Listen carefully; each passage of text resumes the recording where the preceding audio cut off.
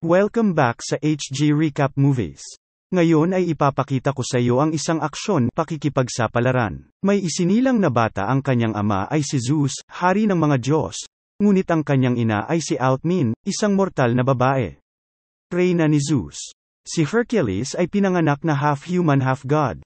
Nang si Hercules lumaki na, inutusan siya ng Diyos magsagawa ng 12 paggawa. At kung makumpleto niya ang lahat ng ito at mabuhay, hahayaan siyang mabuhay ni Hera sa kapayapaan. Nakipaglaban siya sa mga makapangyarihang halimaw tulad ng Hydra, Erymanthian Boar, at Nemean Lion.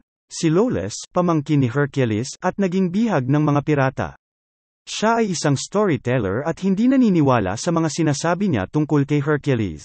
Ngunit sa sandaling iyon, dumating si Hercules upang iligtas siya. Suot ang balat ng leon sa kanyang ulo. Ang mga pirata ay hindi natatakot dahil marami sila, ngunit kahit anong dami nila hindi oobra kay Hercules. Maaaring makipag-away si Hercules sa maraming lalaki ng sabay-sabay, at bukod pa, hindi siya nag-iisa. Sinugod si Hercules ng ilan sa kanila nang makarating, sabay silang pinalo ng dala ni Hercules at bumagsak mga ito. Sparta, ang mabangis na mandirigma na si Tydeus ng Thebes at ang Amazon archer na si Atalanta ng Scythia. Magkasama, ang grupong ito ng mga mersenaryo ay madaling natalo ang mga pirata at iniligtas si Iolaus. Pagkatapos bilangin ang mga ulo kung saan sila babayaran, sinabi ni Autolycus kay Iolaus na dapat niyang magpalabis ang kwento ni Hercules para maniwala ang mga tao, habang si Amphiaraus ay tumatanggap ng isang pangitain mula sa apo. Makalipas ang ilang sandali, ang party ay pumunta sa isang tavern upang ipagdiwang ang kanilang tagumpay. Sabi ni Hercules Autolycus tungkol sa pagnanais na umalis patungo sa mga lupain sa kabila ng mga dagat upang sa wakas ay makahanap siya ng kapayapaan. Sinasama niya si Tydeus dahil siya lang ang nakakakontrol ng galit niya. Biglang, ang tavern. Natahimik nang pumasok ang isang grupo ng mga sundalo sa lugar at dinala si Prinsesa Ergenia ng Thrace, na humiling kay Hercules at sa kanyang pangkat na sumama sa kanya sa palasyo upang marinig ang panukala ng kanyang ama. At dahil ang simbolo ni Hercules ay isang leon, ito ay tumutugma sa hula ni Amphiaraus. Pagdating nila sa silang tinatanggap ni General Ctacles, pinuno ng hukbong Thracian, na mukhang hindi masyadong masaya tungkol sa presensya ni Hercules, at ang anak ni Ergenia na si Arius, na isang malaking tagahanga sa kanya at alam ang lahat ng kanyang mga kwento. Habang siya ng isang Hydra, na isang grupo lamang ng mga lalaki na nakasuot ng parang butiki na helmet, para kay Haring Eurystheus ng Athens, na nagdeklara sa kanya bilang isang bayani sa harap ng malaking pulutong na umaawit ng kanyang pangalan. Isang malagim na nakaraan ang nagdulot ng paghihimagsik. Ang partido ay nakikipagkita kay Lord Cotys, hari ng Thrace, na tinutukso si Amphiaraus dahil sa hindi niya nakikita.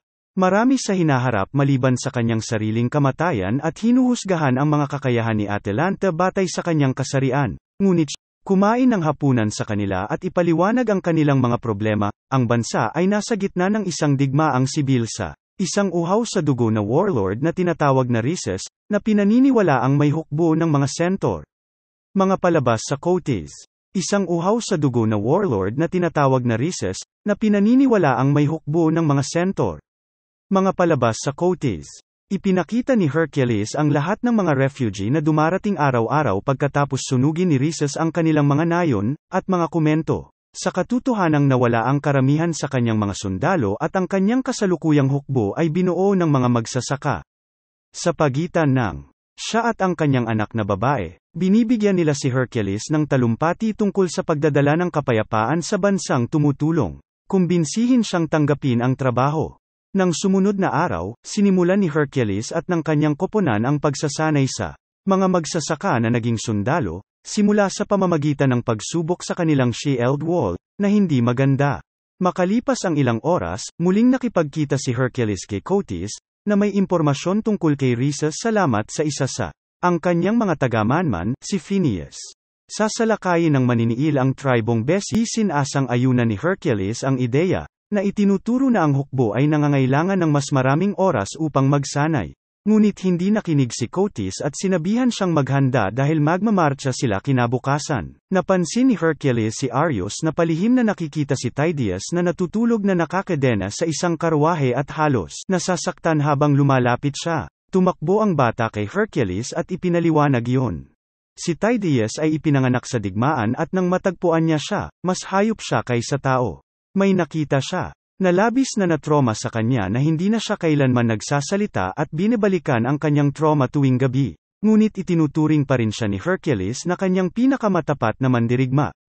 Pagkatapos, kinuha niya ang Arius pabalik kay Ergnia, na nagtatrabaho sa hospice matapos silang mawala ng napakaraming manggagamot, nagturo siya kanyang sarili ang sining ng pagpapagaling upang makatulong sa anumang paraan.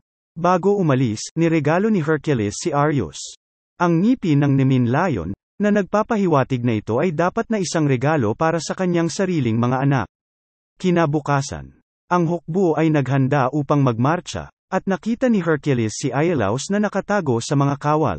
May balak ding lumaban. Ipinaalala niya sa kanya na siya ay isang mananalaysay at hindi isang mandirigma bago siya ipadala sa Cilicia kasama si Cotys, at sama-sama, umalis silang lahat patungong Besi.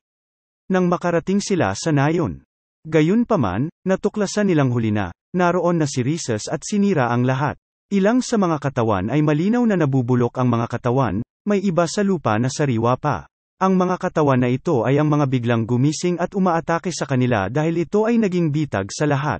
Sa pag-iisip na ang tribong Besi ay nasa ilalim ng kontrol ni Rhesus, tumawag si Hercules para sa isang kalasag na pader upang bumuo sa paligid ng Cotys habang siya at ang kanyang koponan ay nakikipaglaban.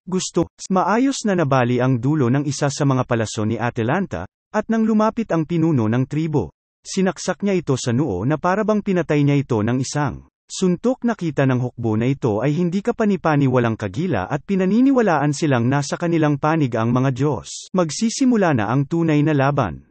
Pinapatay ng pangkat ni Hercules ang pinakamaraming tribesman hanggat maaari. Ngunit napakarami sa kanila at hindi nagtagal ay nasira nila ang pader ng kalasag. Gumawa sila ng isang simpleng plano. Kinuha ni na Hercules at Amphiaraus ang kanilang mga karwahe at sinimulan silang paikat-ikot sa dingding ng kalasag. Itinutulak at pinapatay ang mga tribesmen. Ginagamit ng natitirang mga sundalo ang pagkakataong ito para maningil. Ngunit kinikilala ng mga tribo ang isang pagkatalo kapag nakita nila ito at tumakas. Si Rhesus ay wala kahit saan. Bagamat may makikitang kakaibang hugis na nakatingin sa malayo. Sinabi ni Hercules kay Cotys na ang pagkawala ng kalahati ng kanyang hukbo ay kasalanan din ni Rhesus dahil binalaan niya siya tungkol sa mga magsasaka na hindi pa handa, at tinanggap ni Cotys ang pagbibigay sa kanya ng mas maraming oras para magsanay. Samantala, gusto ni General Sitacles na patayin si Phineas dahil sa paggabay sa kanila sa isang bitag, ngunit pinigilang sandali pa. Dumating si Prinsesa Ergnia kasama ang mga manggagamot, at dinala siya sa labanan. Pagkatapos niyang iwan siya upang magpahinga, si Hercules ay nangangarap ng isang lumang alaala. Ipinapakita nito ang mga katawan ng kanyang asawa at mga anak, ang kanyang mga kamay na puno ng dugo, at si Haring Eurystheus ay ipinatapon siya sa labas ng bansa sa halip na siya ay patayin upang siya ay mabuhay magpakailanman kasama ang kasalanan na pinatay niya ang kanyang pamilya. Nagising siya mula sa bangungot na ito nang marinig niya ang ilang mga bata na tumetawa, at nang pumasok siya sa kagubatan upang mag-imbestiga, nahanap niya ang kanyang patay na pamilya sa mga bangkay ng mga tribesmen. Kumakain sa kanila ay isang asong may 3 ulo, si Cerberus, at si Hercules ay naghahanda upang labanan ito. Ngunit si Tydeus ay lumitaw sa kanyang likuran at ibinalik siya sa realidad, na nagpaunawa sa kanya na nag-i-imagine siya ng mga bagay-bagay. Sa umaga, alam agad ni Amphiaraus kung ano ang nangyari sa kanya dahil hindi ito ang unang pagkakataon, at pinayuhan niya si Hercules na kailangan niyang tapusin ito. Huling paggawa at harapin ang hayop upang makahanap ng kapayapaan. Ngunit iniisip ni Hercules na nababaliw lang siya. Habang ang pagsapalaran, mahahanap niya ang isa sa mga miyembro ng kanyang koponan at magpakita ng habag para sa kanila, na nakukuha ang kanilang katapatan. Napakahusay niya sa kanyang ginawa, walang makapaniwalang maaari siyang maging mortal, at nagpasya na lang ang koponan na maglaro kasama ang mga kwento upang matulungan silang makakuha ng trabaho. Iniisip nila na ang nangyari sa kanya ay marahil ang blood rage, isang karaniwang paghihirap na bumabalot sa isipan ng mga mandirigma. Mula noon, inilagay ni Hercules at ng koponan ang hukbo ni Cotys sa ilalim ng napakahigpit na gawain sa pagsasanay. Binigyan sila ng baluti at mga sandata na kulang bumuo ng isang shield wall na hindi masira ni Tydeus. Isang araw, bumalik si Phineas na may dalang bagong intel. Si Rhesus ay malapit sa Mount Asticos kasama ang isang hukbo ng mga centaur, at nais ni Hercules na labanan siya doon bago siya sumulong ng mas malayo sa kanilang teritoryo. Makalipas ang ilang araw, kapag handa nang lumaban ang hukbo, nakarating sila sa bundok Asticos ngunit wala pang kampo ng kaaway. Nandoon ang kalaban, lumilitaw ang hukbo ni Rhesus sa abot tanaw at habang papalapit sila, natuklasan nilang hindi sila centaur. Dumating si Rhesus upang makipag-usap kay Cotys kasama si Phineas sa kanyang tabi, na talagang nagtatrabaho para sa kaaway sa lahat ng panahon. Si Cotys ay hiniling na sumuko ngunit siya ay tumanggi, at ang magkabilang panig ay naghahanda sa labanan. Itinayo ng hukbo ni Cotys ang shield wall at pinakawalan ng flanks, ngunit ang mga unang umatake ay talagang si Atalanta at ang kanyang mga mamamana, na biglang sumulpot sa mga karwahe mula sa kagubatan, tinambangan ang kalaban nang halos maabot nila ang kanilang panig. Nang pumutok ang mga palaso, ibinuka ni Amphiaraus ang kanyang mga braso, handang tanggapin ang kanyang kapalaran, ngunit kahit papaano ay wala ni isa ang nakatama sa kanya. Ang labanan ay mahaba at mahirap. Ang hukbo ni Rhesus ay maaaring mas malaki, ngunit ang mga sundalo ni Hercules ay may mas mahusay na pormasayon, at hindi nagtagal ay nalulupig na nila ang kalaban. Nagpa siya na manatili at direktang haminin si Hercules, na nagpapatunay na isang masamang ideya. Madaling hinawakan ni Hercules ang kanyang kabayo at itinapon silang dalawa sa sahig sa isang mabilis na paggalaw. Makalipas ang ilang oras, bumalik sila sa palasyo kasama si Rhesus na nakadina. Sinimulan siyang ipahiya ni Cotys sa harap ng kanyang mga tao. Ngunit naawa si Hercules sa kanya at tinulungan ang sumunog sa lahat ng mga nayon, kundi si Cotys. Sa panahon ng pagdiriwang na piging, nakadina si Rhesus sa dalawang kolum para ipakita bilang isang tropa. Ang Thrace ay hindi na nahahati. Si Cotys ang hari ng lahat. Nang umalis si Prinsesa Ergnia sa silid pagkatapos tawagin muli ni Rhesus si Cotys, naghinala si Hercules at sinundan siya. Hinihiling sa kanya na ibahagi ang kanyang nalalaman. Inamin niya na nagsasabi ng totoo si Rhesus. Si Cotys ang nagsimula ng digmaang ito matapos niyang lasonin ang kanyang asawa, ang aktwal na hari, upang pumalit sa kanya.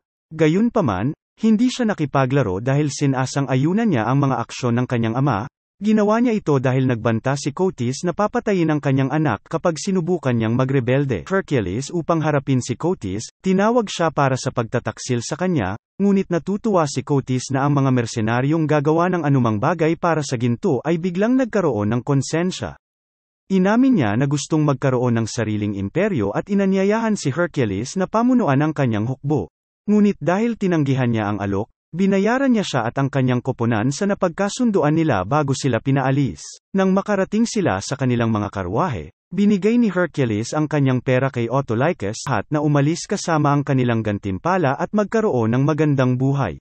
Ang partido ay madaling nakalusot pabalik sa palasyo, ngunit hinihintay sila ni General Sitacles at pinalibutan sila ng kanyang mga sundalo. Cotys ang bata mula sa Ergnia habang siya ay nakuha ng mga sundalo, at sinubukan ni Arius na pumunta kay Hercules para sa tulong, lihim na ibinalik sa kanya ang ngipin ng leon bago siya kinaladkad ni Cotys pabalik sa pamamagitan ng buhok. Si Hercules ay nawala ng malay habang sinusubukang iligtas ang bata at nagising siya makalipas ang ilang oras. Pinalabas ni Cotys si Ergnia sa kanyang hawla upang patayin, at pakiramdam ni Hercules ay wala siyang silbi para lamang makapanood. Naalala ni Hercules kung sino siya at inipon ang lahat ng kanyang lakas para hanggang sa nagawang kalasin ni Hercules ang kanyang dalawang kamay na nakakadena sa dingding at dali-daling sinugod ang taong may malaking itak na gustong puputulan ang ulo ni Ergnia. Nakipaglaban ng lubos si Hercules sa mga lobo, kinagat siya at nasugatan sa iba't ibang bahagi ng kanyang katawan, ngunit isa-isa, pinamamahalaan ni Hercules na madaig sila at itapon. Sinaksak ang huli gamit ang ngipin ng leon. Sa wakas ay kumpleto na ang kanyang huling paggawa. Pinalaya ni Ergnia ang buong partido at kinuhan. Pag ang isang sibat na nagniningas ay itinapon sa kanila, muling naisip ni Amphiaraus na dumating na ang kanyang oras at ibinuka ang kanyang mga kamay upang tanggapin ang kanyang kapalaran, ngunit hinawakan ito ni Hercules at pinatay ang isang sundalo kasama nito, na iligtas ang kanyang matandang kaibigan. Habang sinubukan din niyang utusan siya bilang isang hari at nag-alok pa sa kanya ng pera, ngunit walang pakialam si Hercules sa alinman sa mga iyon. Hinawakan niya si Eurystheus sa kanyang leeg, Itinapon siya sa trono, at sinaksak siya ng sarili para lamang siyang maseksak sa halip kapag nagulat si Iolaus mula sa likuran. Matapos tawaging mandirigma ang kanyang pamangkin, ang dalawa sa kanila ay muling sumama sa partido, na nagligtas kay Rhesus, at magkasama silang umalis sa palasyo, nanlamig sa sandaling makita nila si Cotys na naghihintay sa kanila kasama ang kanyang hukbo. Si Arius ay hawak ng isang sundalo bilang hostage, at pinagbantaan siya ni Cotys na papatayin siya kapag hindi sumuko si Hercules. Biglang bumagsak ang sundalo dahil sa kutsilyong ibinato sa kanya. Ito ay si Autolycus, na bumalik upang tumakbo si Arius patungo sa kanyang ina habang nagsisimula ang isa pang labanan. Si Tydeus ay naprotektahan siya mula sa mga paparating na arrow.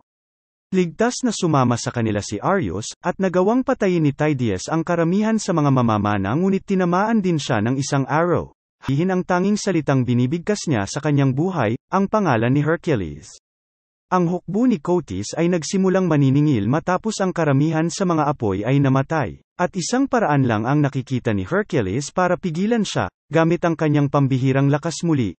Itinulak niya ang isang higanteng estatwa ni Hera mula sa base nito, na nasira sa daan-daang piraso na nagpapatuloy sa pagdurog ng maraming sundalo at itulak si Cotys sa kailaliman. Kasama ang kanilang haring patay, isa-isa ang mga sundalo ay nagsimulang lumuhod para kay Hercules at umawit ng kanyang pangalan, tinatanggap siya bilang kanilang bagong pinuno. At dito na nagtatapos ang alamat ni Hercules. Maraming salamat sa panunood nyo ng HG Movie Recap, at shoutout po sa mga nag-aabang sa aking channel lalo na dito sa channel na ito. God bless everyone.